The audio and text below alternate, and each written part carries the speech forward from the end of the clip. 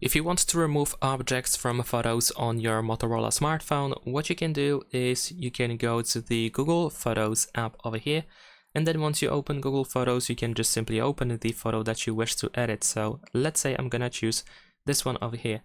We're gonna tap on Edit at the bottom of the screen. And in here, we need to go to Actions and look for Magic Eraser. You might be able to find it in here. However, I think not every Motorola smartphone has the Magic Eraser available in this app. If you do, then you should be able to tap on the object, draw a circle around it or any shape, or you can brush it in order to select that object, and then you can tap on Erase in order to get rid of that selected thing.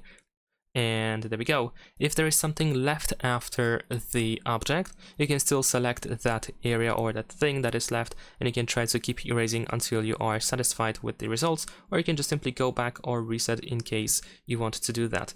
You can tap on this check in the bottom right corner, and of course save your photo afterwards. And that is pretty much it.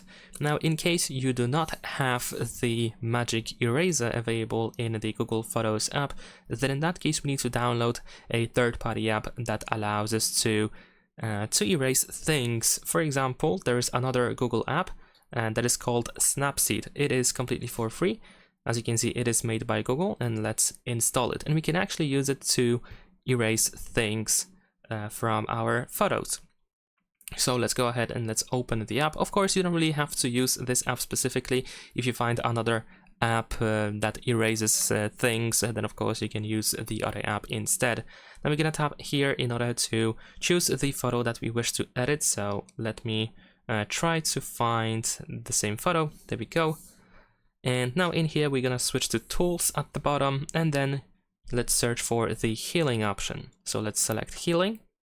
Now we should be able to select the area that we want to get rid of, that we want to erase. If there is something left, we can select again, and there we go. Let's say it is done. We should be able to tap on this check in the bottom right corner, and now we can export, and we can create a copy of our photo. So let's tap on Save. There we go. Photo is saved. We can open it quite easily. Let's use the Photos app for that. And that's pretty much it. Leave a like and subscribe.